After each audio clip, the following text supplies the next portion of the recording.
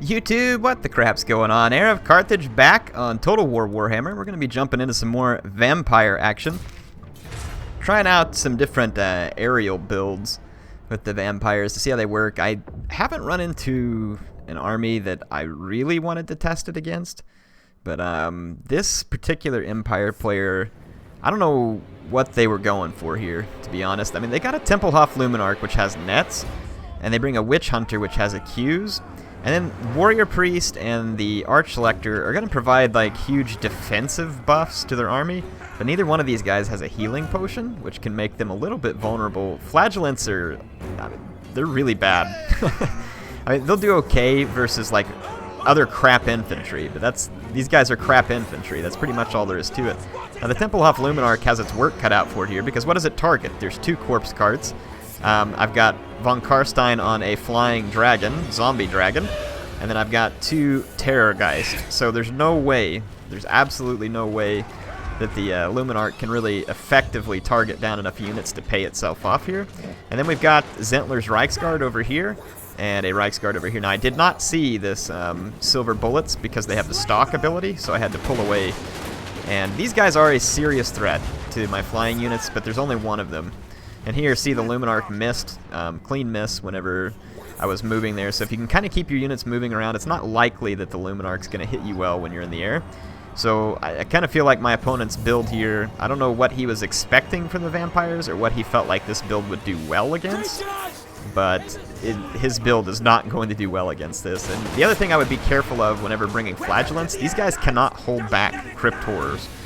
And this army right here would be poorly equipped. Right there I took a hit from the Luminarch, and you can see it does a lot of damage.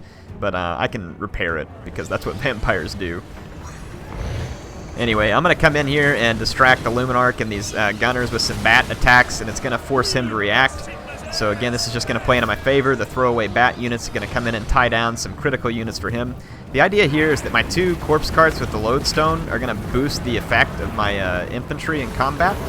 And then I bring a couple of token decent infantry and a bunch of crud infantry. And you can see here he's pulling in his cavalry, doing everything he can to get rid of the bats.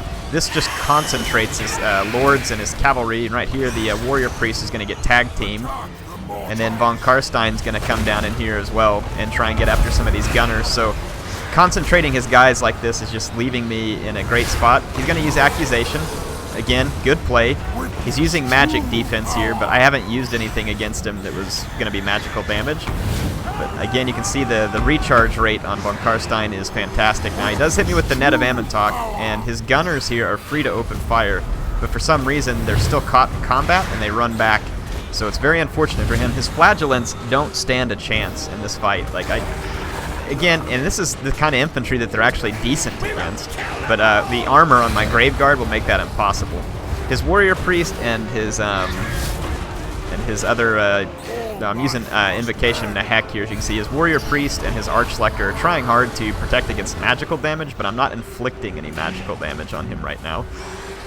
So you can see his Flagellants here just going to get cut apart, and with the corpse cart there I get tons of extra buffs. And you can see even against like just skeleton warriors, the Flagellants, I mean, they cost over twice as much, and they're barely paying for themselves in terms of performance.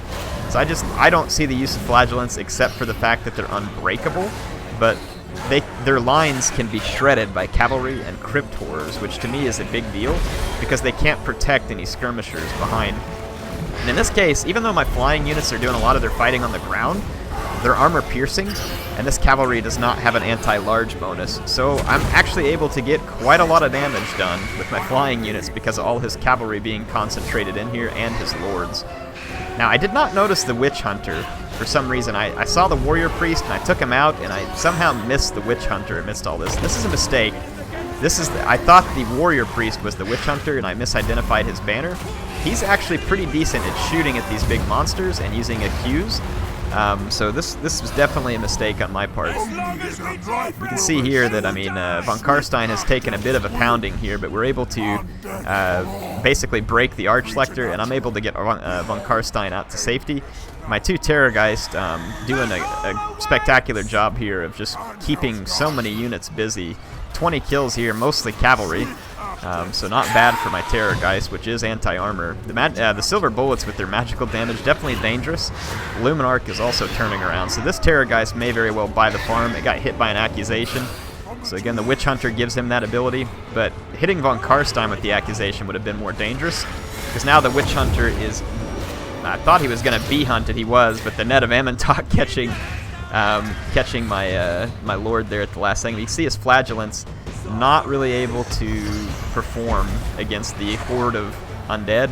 Clean miss by the Luminarch, even though Von Karstein was in the net. So again, shows you some of the weakness of the Luminarch. It misses. 44 cavalry kills here on the Terrorgeist, so it's doing extremely well because, again, that cavalry is not made to fight against other large units.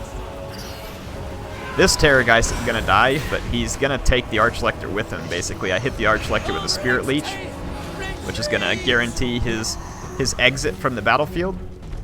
I believe that he's still being hit by Spirit Leech. Nope, he's going to get away just barely alive there. My Terrorgeist goes down, but that's the end of the Empire army. So they didn't really have much of a chance in this particular case. So yeah, that's kind of what I was thinking. Now I'm going to have a couple more videos over the coming days where we use similar armies, but let's go talk about this one real quick, like the potential weaknesses and strengths and other stuff like that. Is it a good vampire army, and you know, what could I have come up against from the Empire that would have made this a lot more difficult? So if we go back and look, let's take a look at this. Basically, this is the army I'm using. Let me pull it up real quick. So let's load the army type, and it's, well, Flying Manfred. So this is the base army type that I pulled up. I haven't filled in all the specific units because I would do that depending on which faction I come up against. But what can the Empire do against this kind of army that would be pretty effective? Because the Empire is definitely an effective opponent to the vampires if they're used properly, and I think one of their biggest tools is the Nets of Amantok. And it has to be used well. So if I came up against an Empire army with this build as a base, and I have these remaining 2,596 funds to spend, I feel pretty decent in the air, and if I wanted to feel really good in the air, I mean, honestly, I could just throw another bat in here. The Empire is probably going to lose the aerial battle here, because I've got so much anti-armor aerial fight, and then I can stop the charges of all the Empire units, or send my bats off to deal with their skirmishers while I go on a head-to-head fight with these three, because the Empire probably doesn't have enough air force to take on these three. Again, a lot of Empire players won't bring a determined anti-air squad because they don't expect that type of thing from the vampires. So I would probably throw in a couple of these corpse carts with the Unholy Lodestone. These guys help replenish your units, and they help cheap vampire infantry get a lot more work done. And then I would probably want to start throwing in maybe a couple of skeleton spears to kind of sit right on top of these corpse carts in case they get attacked by cavalry.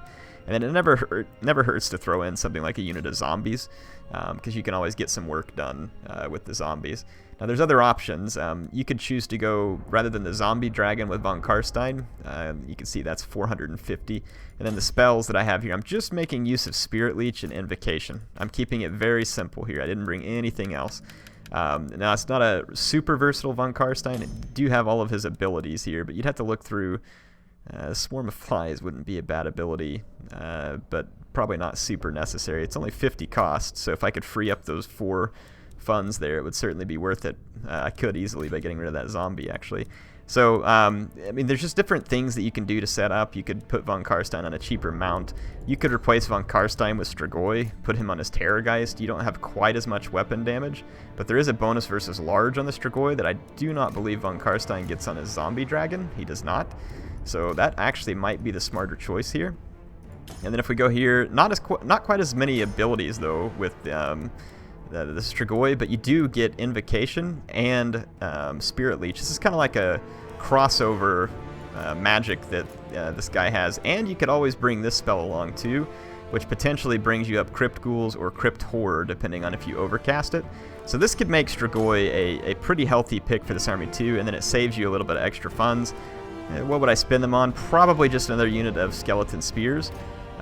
Throw those guys in, and then if I have 46 left over, you know, you find anything that you might want to use it on. And to me, this would be, you know, this kind of army, what would it be weak against? I mean, if there was Demigryph Knights on the field, and then like cheap Empire Infantry, I kind of feel like this build would do really well, because the cheap Empire Infantry is not going to want to fight skeletons backed up by corpse carts, and then the 3 Spearmen are going to give fits to the Demigryph Knights, and if the Empire doesn't have an air squad worth facing this, then they're going to be in trouble. There's 3 Fellbats, so I mean, this could definitely give different types of Empire builds trouble. Where this build could get into trouble is with the Net of Ammontok. And we'll show some battles where I take the Empire against the vampires and stuff like that, and we'll kind of talk about that a little bit. But anyway, that's all I have for this one. Tell me what you think in the Empire-Vampire matchup. I do think Empire is the better faction, and I think Net of Ammontok and Skirmishers are amongst the things that make the Empire a better faction, but a lot of it comes down to your pick. How well can you outthink your opponent, and how well can you out-prepare them? HeirofCarthage signing off for now. Hope you all are enjoying this. I appreciate MSI sponsoring the build that I'm recording this with, and I appreciate you, my awesome viewers, for always showing up. I will see you back soon.